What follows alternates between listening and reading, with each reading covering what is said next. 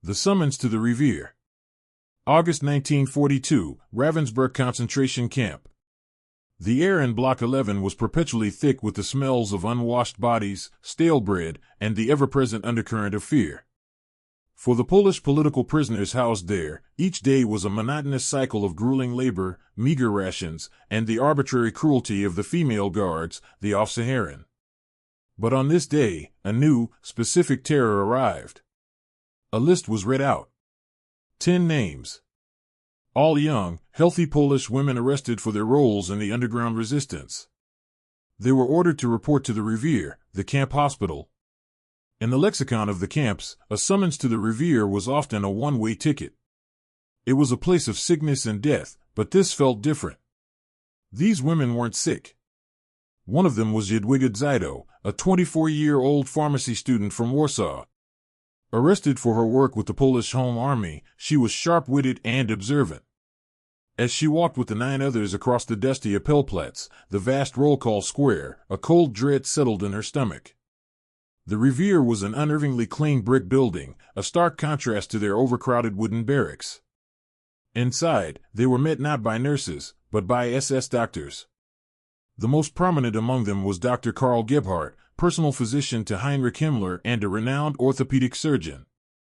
His presence signaled that this was no routine examination. He was accompanied by his assistants, Dr. Fritz Fischer and Dr. Herta Oberhuser, the latter a woman whose callous ambition seemed to rival that of her male superiors. The women were stripped, measured, and inspected like livestock. No explanation was given. They were simply told they would undergo a small operation. The clinical sterility of the room and the detached professionalism of the doctors were more terrifying than any overt brutality. It was the calculated, emotionless nature of the proceedings that bespoke a sinister purpose. They were being prepared not for healing, but for desecration.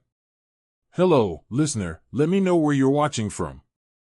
And if you don't mind subscribing to the channel and giving it a like, I'd be very pleased as the author. Enjoy listening. The Science of Atrocity. The operations began on August 1, 1942. The true purpose was a hideous secret, a direct result of the battlefield realities faced by the Wehrmacht on the Eastern Front. SS General Ernst Robert Grawitz, the Reich physician of the SS, had been stung by criticism that sulfa drugs, the era's new wonder antibiotics, were ineffective in treating the infected wounds of German soldiers. To prove that wound contamination on the battlefield, not the failure of the drugs, was the problem, Gebhardt devised a series of experiments. He would recreate battlefield wounds on healthy subjects. The young Polish women were his chosen medium. They were political prisoners, designated Nacht und Nebel, night and fog, individuals slated to disappear without a trace. Their lives were considered forfeit, their bodies mere material for research. Archival insight, the Gebhardt memos. Declassified documents from the Nuremberg trials include Gebhardt's own meticulous notes. He describes the procedure with chilling objectivity. An incision, 6 to 8 centimeters long, would be made on the lower leg of an anesthetized prisoner. To simulate a battlefield wound, he would introduce aggressive bacteria cultures, Staphylococcus, gas gangrene, Clostridium perfringens, and tetanus. In some cases, to mimic shrapnel, slivers of wood, rusty nails, and ground glass were forced deep into the muscle tissue. The wounds were then sutured shut, sealing the infection inside to fester. The goal was to induce a raging septicemia. Some women would then be treated with the experimental sulfonamides, others, the control group, would be given no treatment at all to observe the full, agonizing progression of the infection. The success of the experiment was measured by the severity of the subsequent fever, the swelling, and, in some cases, the death of the subject. This wasn't medicine, it was torture masquerading as clinical trial, a perversion of the Hippocratic Oath conducted in the name of twisted national priority. The agony in Block 11. The first group of women, including Kristina Czysidlowska, were returned to their barracks after the surgery. Their legs were encased in plaster casts, allegedly to aid healing. The postoperative reality was a medieval nightmare. The anesthesia wore off, replaced by a searing, radiating pain that caused them to scream and writhe on their wooden bunks. Fever spiked to delirious heights, 40 or 41 degrees Celsius, 104 to 106 degrees Fahrenheit. The stench of infection and decaying tissues soon filled the block as the flesh beneath the casts began to putrefy. Their fellow prisoners, helpless, could only offer sips of water and words of comfort. The SS guards, annoyed by the noise, forbade any help and often beat the women for crying out. The casts, meant to immobilize, became instruments of torture, concealing the horror within. After a few days, the women were dragged back to the revier, where the casts were sawn off. The sight and smell were appalling. The legs were grotesquely swollen, purple and black, oozing pus and fluid. Dr. Oberhuser, in particular, seemed to take a morbid interest, probing the wounds with unsterilized instruments, her expression one of cold, scientific curiosity. For the women, this was a new level of hell. They were not just prisoners, they were specimens on a dissecting table, their agony a data point. WWII, observing the fate of the first group, knew her turn was coming. The psychological torment of waiting, of hearing the screams and knowing the architects of that pain would soon come for her, was as profound as the physical pain itself. The bond between the women tightened. They began to whisper, to share information, to realize they were not isolated cases but subjects of a systematic campaign. The birth of the Lapins. As more groups were called and operated upon, a dark gallows humor, a classic prisoner survival tool, took root. The women needed a name for themselves, a way to define their unique, horrifying status. They were being experimented on, like laboratory animals. Someone, the name is lost to history, whispered in the dark of the barracks, called them Króliki das Wyakzon, experimental rabbits. The name stuck. It was quickly shortened to Króliki, or rabbits in Polish. The German equivalent, Kaninchen, was the doctor's term, clinical and dehumanizing. But when the women adopted the Polish diminutive, Lapins in French, it became something else entirely. It was an act of linguistic appropriation, a symbol of their shared identity forged in pain. They were no longer just prisoner number 7865 or prisoner number 11395, they were the Lapins. This new identity was the seed of resistance. It transformed them from a collection of individual victims into a cohesive group. They began to organize. Led by women like Dr. Krystyna Czysidlowska and the pharmacist WWII, they understood the importance of evidence. If they were to die here, the world had to know why and how. They started documenting everything.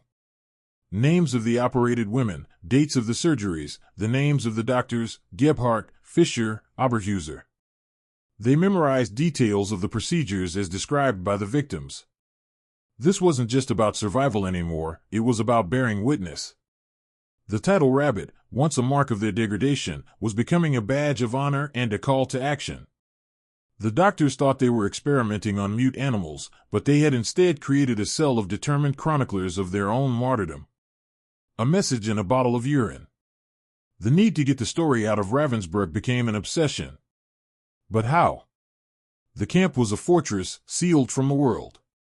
Every communication was censored, every movement watched. The solution came from the complex, hidden economy of the camp itself. Some prisoners, due to their work assignments, had limited contact with German civilian workers or were able to access the mail system. The rabbits hatched a plan of staggering audacity. They would write messages in their own urine. When heated, urine becomes visible on paper, a rudimentary form of invisible ink. It was a disgusting, desperate, yet brilliant method.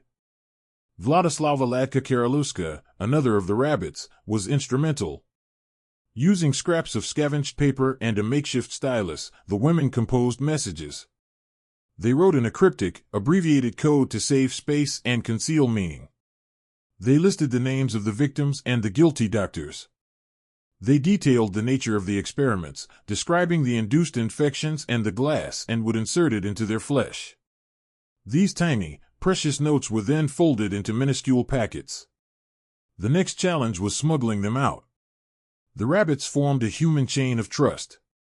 A rabbit would pass the note to a non-operated prisoner who worked in the laundry or another workshop. This prisoner would then pass it to another, creating a chain that distanced the final courier from the original source. The ultimate destination was a trusted prisoner who had a chance, however slim, of passing it to the outside world. One such message, a list of names, was written on a thin strip of paper, rolled tightly, and hidden inside a hollowed-out bar of soap. Another was tucked into the hem of a dress. It was an intelligence operation conducted under the most extreme duress, powered by courage and the chemical properties of bodily waste. The rabbits were no longer just suffering, they were fighting back with the only weapon they had, the truth. The camp's conspiracy of compassion. The resistance of the rabbits did not happen in a vacuum. It ignited a wider, secret conspiracy of compassion throughout Ravensbrück. The general camp population, comprised of women from all over occupied Europe, Russian partisans, French resistance fighters, German political dissidents, Jehovah's Witnesses, began to see the operated Polish women as a symbol of their collective suffering and defiance. An unspoken, camp-wide pact was formed to protect them. This solidarity manifested in countless small, life-or-death acts of courage. When a new list of names was posted for the next round of operations, the entire block would go into a state of clandestine alert. The targeted women would be hidden. This was an operation of immense complexity and risk. They were moved from block to block, sometimes hidden in the crawl spaces under floorboards or in the chaotic piles of belongings in the Effektinkamer, personal effects storage.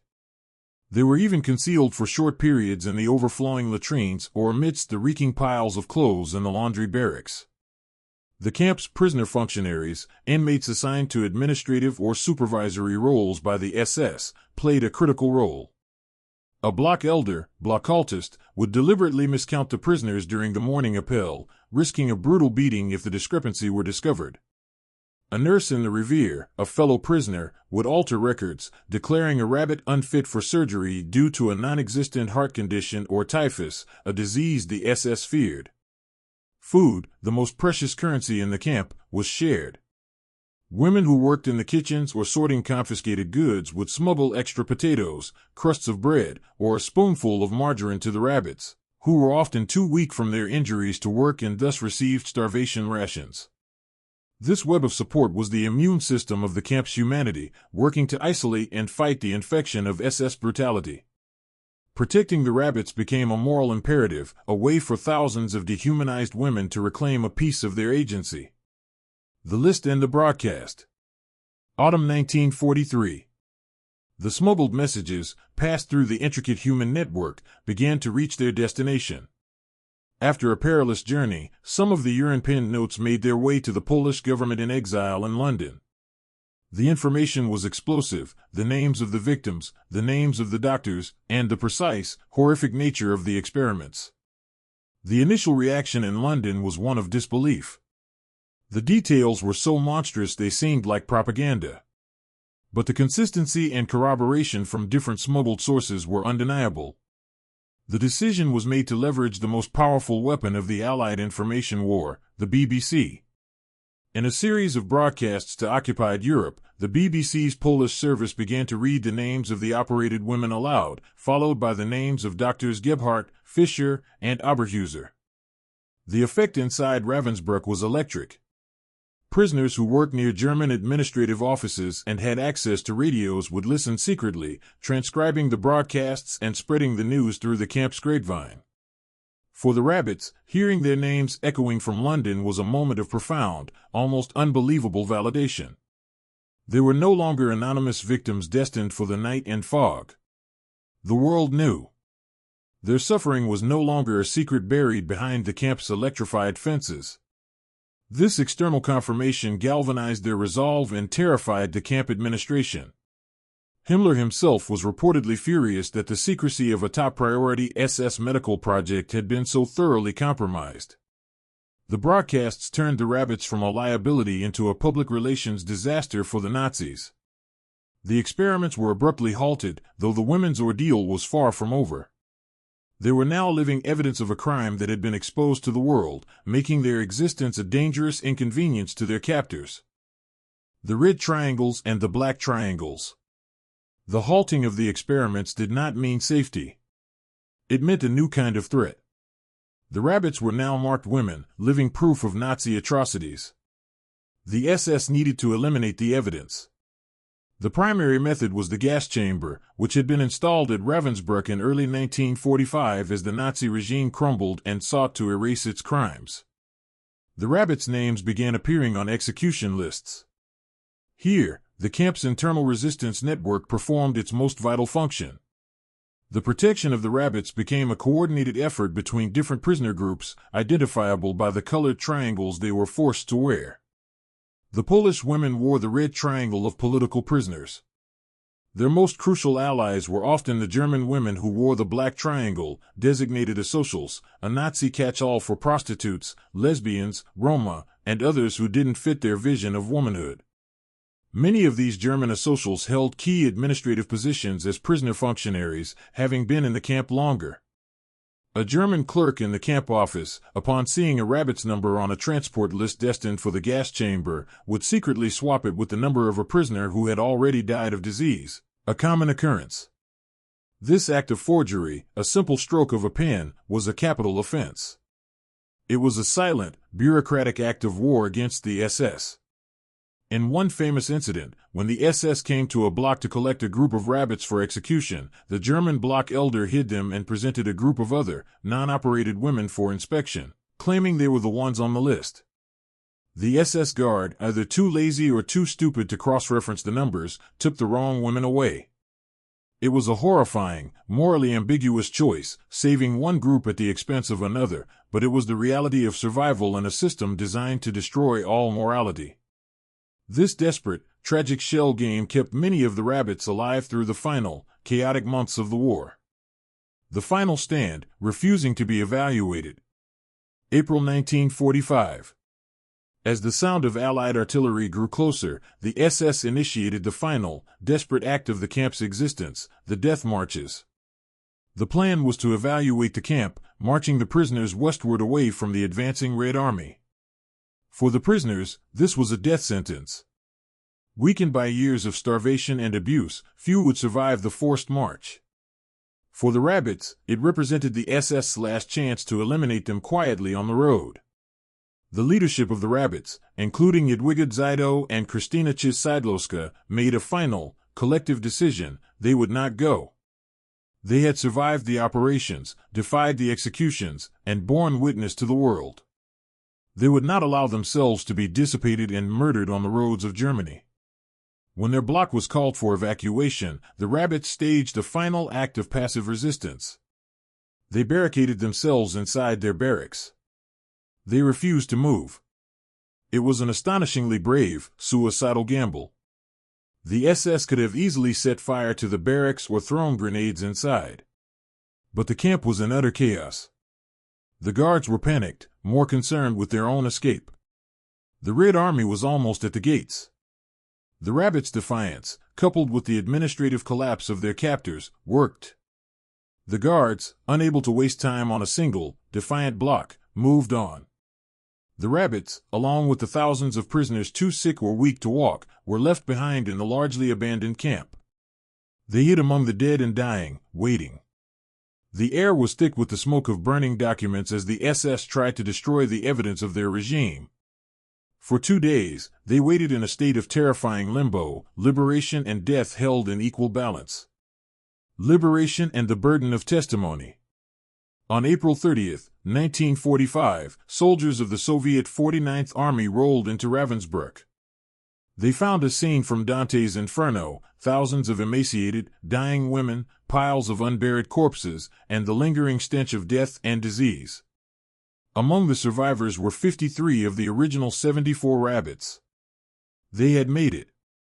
But liberation was not a moment of pure joy. It was the beginning of a new, lifelong burden. The physical scars were permanent. Many of the women were crippled, their legs mangled, racked by chronic pain and neurological damage that would plague them for the rest of their lives. The psychological scars were even deeper. But their mission was not over. They had fought to survive not just for life itself, but to become witnesses. At the 1946 Nuremberg Doctors Trial, 4 of the rabbits, Jadwiga Zajdo, Władysława Karaluska, Maria Kuzmierczuk, and Maria Brolplater, traveled to the courtroom to testify. As they walked past the dock where their tormentors, including Fischer and Oberhauser, sat, a hush fell over the court. They calmly and methodically described the operations. They showed the judges their scarred legs. Their testimony was irrefutable, the living embodiment of the prosecution's case. Their words, backed by the secret messages they had risked everything to smuggle out, sent their torturers to the gallows or to long prison sentences. The rabbits of Ravensbrück had completed their final act of resistance. They had not only survived the darkness but had dragged its perpetrators into the light, ensuring that the world would never be allowed to forget what was done in the name of science in that quiet corner of Germany. The unrepentant architect, the mind of Dr. Gebhardt. At the Nuremberg Doctors Trial, the testimony of the rabbits was a beacon of human dignity. In stark contrast stood the architect of their suffering, Professor Dr. Karl Gebhardt, who presented a chilling study in arrogant, unrepentant Nazism. From the defendant's box, Gebhardt, the eminent surgeon and president of the German Red Cross, did not deny the experiments. Instead, he defended them. His argument, laid out with cold precision, was one of military necessity. He claimed his work was a parallel to Allied experiments with penicillin and that he was serving the German soldier. He argued that since the Polish women were already sentenced to death, a claim that was often untrue, using them for experiments that could save German lives was not a crime, but a logical, even ethical, choice within the Third Reich's perverse utilitarian calculus. Biographical analysis. Gebhardt's transformation from a respected physician to a war criminal is a terrifying case study in the corruption of professional ethics by ideology. Before the war, he was a pioneer in sports medicine and rehabilitation. But his ambition and close relationship with Heinrich Himmler drew him into the SS inner circle. He saw an opportunity to advance his career by aligning his medical skills with the state's ruthless priorities. At Nuremberg, archival footage shows a man utterly convinced of his own righteousness. He was not a mad scientist in the fictional sense, but something far more dangerous, a highly intelligent, skilled professional who had willingly subordinated his medical oath to a murderous ideology. He saw the rabbits not as human beings, but as the biological material for the advancement of a racial state at war. His defense failed. The court condemned him for what he was, a murderer with a scalpel. He was hanged on June 2, 1948, forever stripped of the professional honor he so desperately tried to cling to. Technology of torture, the perversion of medical tools. The horror of the Ravensbrück experiments did not lie in the use of futuristic, unknown technologies. It lay in the grotesque perversion of standard, everyday medical equipment. The tools were not instruments of some diabolical sci-fi fantasy, they were the familiar contents of any 1940s hospital. The scalpel, designed for life-saving incisions, was used to inflict deliberate, gaping wounds. Sutures, meant to close and heal, were used to seal infection inside the body, ensuring maximum agony and tissue destruction. The plaster cast, a tool for stabilization and protection, became a suffocating prison for putrefying flesh, hiding the evidence and intensifying the pressure and pain. The hypodermic syringe, a vector for medicine and relief, was used to inject potent, cultivated strains of bacteria directly into healthy muscle. Technical analysis. The bacteria themselves were Gebhardt's primary weapon. He used cultures of Staphylococcus aureus, Streptococcus pyogenes, and most terrifyingly, Clostridium perfringens, the pathogen responsible for gas gangrene. This bacterium is an anaerobe, meaning it thrives in low-oxygen environments. By injecting it deep into the muscle and suturing the wound shut, Gebhardt created the perfect incubator. The bacteria would multiply, releasing toxins and fermenting carbohydrates, which produced gas. This gas would accumulate in the tissues, causing immense swelling, crepitus, cutting off blood supply, and leading to rapid, liquefying necrosis of the muscle and skin. The pain was indescribable, and the smell of the rotting tissue was overwhelming. It was a scientifically precise method of inducing a catastrophic infection. This calculated use of microbiology, turning a deep understanding of disease into a weapon of torture, represents the ultimate betrayal of the scientific method, transforming the pursuit of knowledge into the methodical orchestration of human suffering. A cold homecoming, the politics of survival. For the surviving rabbits, returning to Poland in 1945 was not the triumphant homecoming of martyred heroes. They came back to a country physically and spiritually shattered, a nation trading one form of totalitarianism for another. The swastika had been replaced by the red flag, and Poland was now under the thumb of a Soviet-backed communist regime. For the new authorities, the rabbits were inconvenient heroes. The vast majority of them had been arrested as members of the Armia Krajowa, AK, or Polish Home Army, the non-communist underground loyal to the government in exile in London. The new Stalinist government viewed the AK as political rivals and ideological enemies. They were actively persecuting former AK members, executing them or sending them to Siberian gulags. Therefore, the rabbits found themselves in a precarious position. To celebrate them as heroines of the Polish resistance would be to celebrate the very organization the new regime was trying to erase from history. Their testimony at Nuremberg, while honored in the West, was downplayed and viewed with suspicion at home. They received little to no official support. Many struggled to find jobs or to be readmitted to universities. Their physical disabilities made them less able to work, and the state's meager pension system was not designed for such unique cases. Furthermore, they faced a wall of incomprehension. How could they explain what had happened to them to friends and family who had endured their own, different wartime traumas? Their experience was so extreme, so beyond the pale, that it isolated them. After surviving the hell of Ravensbrück, they faced a new, colder struggle, the fight for a place in their own country, a country whose new masters wished their story, and the political allegiance it represented, would simply fade away. The lifelong sentence, physical and psychological scars. Liberation freed the rabbits from Ravensbrück, but it did not free them from their bodies. The sentence handed down by Gebhardt's scalpel was for life. The physical consequences were relentless and varied. Many suffered from chronic osteomyelitis, a deep, persistent infection of the bone that would flare up for decades, causing fever and excruciating pain. Muscle tissue, destroyed by gangrene and multiple surgeries, never regenerated, leaving their legs permanently weakened, atrophied, and disfigured. Nerves had been severed, leading to areas of complete numbness or, worse, chronic neuropathic pain, a constant, phantom burning or tingling that no medication could soothe. The shards of glass and wood inserted into their limbs, sometimes missed by post-war surgeons, would migrate through their tissue, causing sudden, stabbing pains years later. Walking, standing, or even sleeping could be an agonizing ordeal. The psychological wounds were just as profound and enduring. The women suffered from what we now recognize as severe post-traumatic stress disorder, PTSD. Nina Iwanska, one of the rabbits, later spoke of the nightmares that plagued her for the rest of her life, forcing her to relive the operations and the terror of the revier.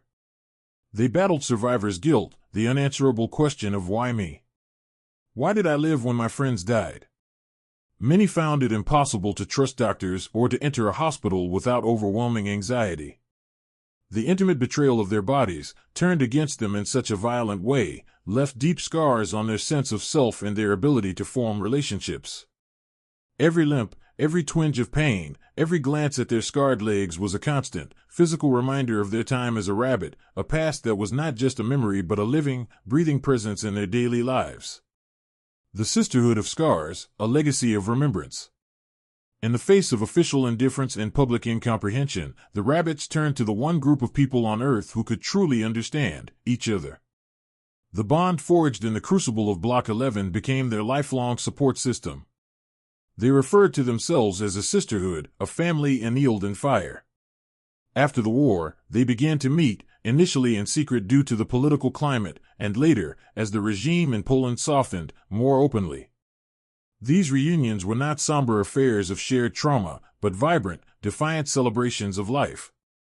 They would gather, often in Warsaw, to talk, to laugh, and to simply be in the presence of those who knew.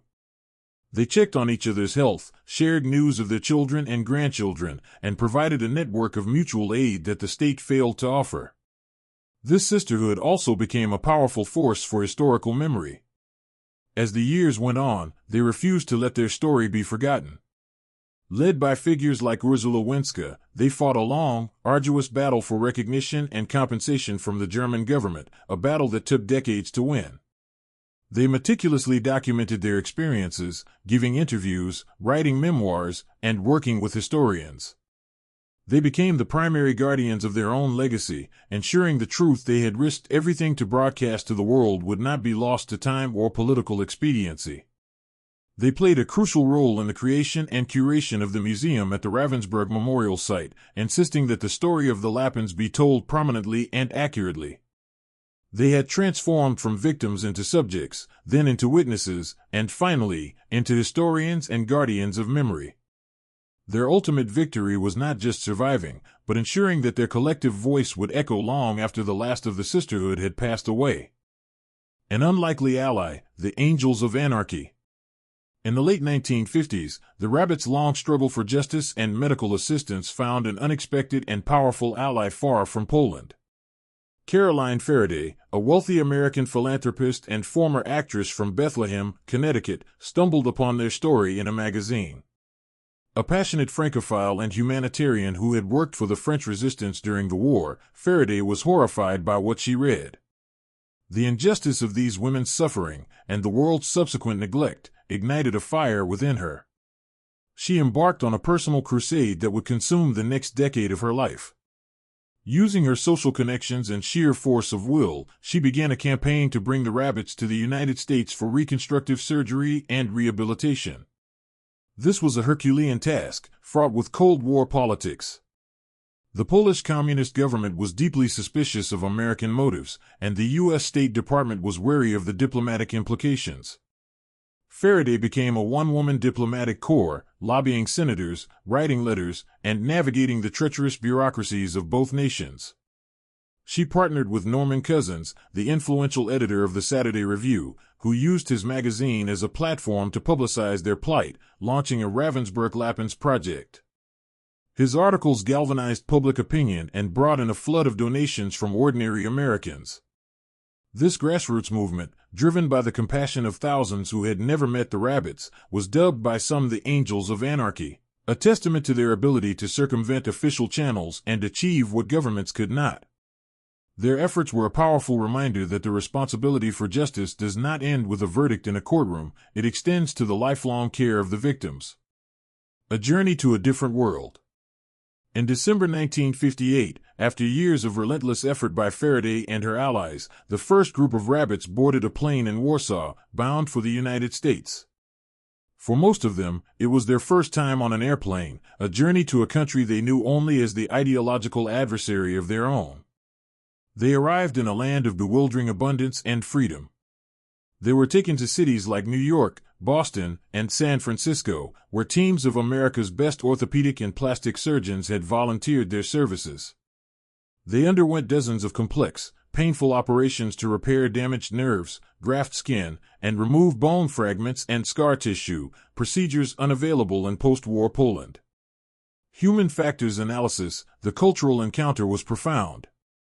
The women, who had lived for years under the privations of Nazism and then communism, were astounded by American supermarkets, department stores, and the casual kindness of their host families. They were treated not as political curiosities, but as honored guests and heroines. Caroline Faraday personally hosted many of them at her Connecticut home, the Hay, forming deep, personal bonds that would last a lifetime. This journey was more than a medical mission, it was a form of psychological healing. For the first time since their ordeal began, they were seen, heard, and cared for in a way that acknowledged the depth of their sacrifice. It was a powerful act of international solidarity that transcended the Iron Curtain, proving that shared humanity could be a more potent force than political division. The operations could not erase the scars, but the embrace of the American people began to heal the deeper wounds of abandonment and neglect. Economic echoes, the price of slave labor. While the medical experiments were the most sadistic aspect of the Rabbits' time in Ravensbrück, their daily lives were dominated by the camp's brutal economic reality. Ravensbrück was not just a concentration camp, it was a vital hub in the SS's vast economic empire. The camp provided a limitless supply of free, expendable labor for German industry. Adjacent to the camp, the German electrical giant Siemens and Halske built a large factory complex where prisoners were forced to produce components for V-1 and V-2 rockets, aircraft instruments, and other vital war materials. The SS charged Siemens a fee of a few Reichsmarks per prisoner, per day, pocketing the profits. This system, replicated across the Nazi camp network, was a cornerstone of the German war economy, allowing companies to generate massive profits while directly participating in and perpetuating the system of genocidal slave labor. The rabbits, when not confined to the revier, were part of this machine. They endured 12-hour shifts in unheated factories, subsisting on watery soup and bread made with sawdust. Malnutrition and exhaustion were rampant. This economic context is crucial. The dehumanization of the prisoners was not merely ideological, it was profitable. Viewing prisoners as subhuman made it easier to justify not only their torture in medical experiments but also their exploitation as disposable cogs in the war machine. For the women, the daily grind of the factory was a different kind of torture from the scalpel, a slow, grinding erosion of the body and spirit. Their resistance was not just against the SS doctors, but against an entire economic system that had commodified their lives and was designed to work them to death. The legacy in memory and stone. The surviving rabbits became the most potent advocates for the preservation of the Ravensbrück site. After the fall of the Berlin Wall and the reunification of Germany, they worked tirelessly with international survivor groups to ensure the camp would not be bulldozed or forgotten, but would stand as a permanent place of memory and education. Today, the Ravensbrück Memorial stands as a stark and somber testament. The former SS headquarters, the crematorium, and some of the original barracks have been preserved. On the shore of Lake Schwet, a sculpture titled Tragend, The Carrying Woman, by Will Lammert depicts a prisoner carrying a fallen comrade, a powerful symbol of the solidarity that defined the camp's spirit. Inside the museum, the story of the medical experiments holds a central place. Displays feature photographs of the rabbits, both from before the war and from their post-war reunions. Facsimiles of the messages smuggled out on scraps of paper are exhibited. The leg irons and surgical tools used in the experiments are displayed in glass cases, their cold steel a silent testament to the horrors they facilitated. The names of the 74 women are inscribed on a memorial wall, ensuring they are not remembered as a nameless group of victims, but as individuals, Wanda, Jadwiga, Christina, Nina, whose courage and resilience serve as a warning and an inspiration. The rabbits fought not just for their own lives, but for this very memory. The memorial is the final, enduring product of their resistance, a permanent archive in stone and steel, fulfilling their promise to bear witness. The final witness, a flame extinguished. The years passed. The Sisterhood of Rabbits, once 53 strong at liberation, began to dwindle. One by one, the women who had survived Himmler's doctors succumbed to the passage of time, their bodies finally giving out after decades of battling the consequences of their wounds. They passed away in a Poland that had finally become free, a country that now openly celebrated them as national heroines. They lived to see their stories told in books, documentaries, and academic papers. They saw their tormentors brought to justice and their own names etched into the conscience of history. In 2007, a reunion was held at the Ravensbrück Memorial to mark the 65th anniversary of the first operations. Only a small, frail handful of the rabbits were able to make the journey. They walked slowly, leaning on canes and the arms of their children and grandchildren, across the same Appellplatz where they had once stood in terror. They laid wreaths and lit candles for their fallen sisters. It was a final, poignant act of remembrance. The last known survivor of the Kaninchen experiments, Ursula Winska, passed away in 2017. With her death, the last living witness to this specific atrocity was gone. But their story does not end. It lives on in the meticulous records they kept, in the smuggled notes, in the trial transcripts, and in the stone of the memorial. The rabbits of Ravensbrück proved that even in the face of absolute power and unimaginable pain, the human spirit can organize, resist, and create a legacy of truth that will outlive its oppressors. Their chronicle is not just a story of suffering, but the ultimate testament to defiance.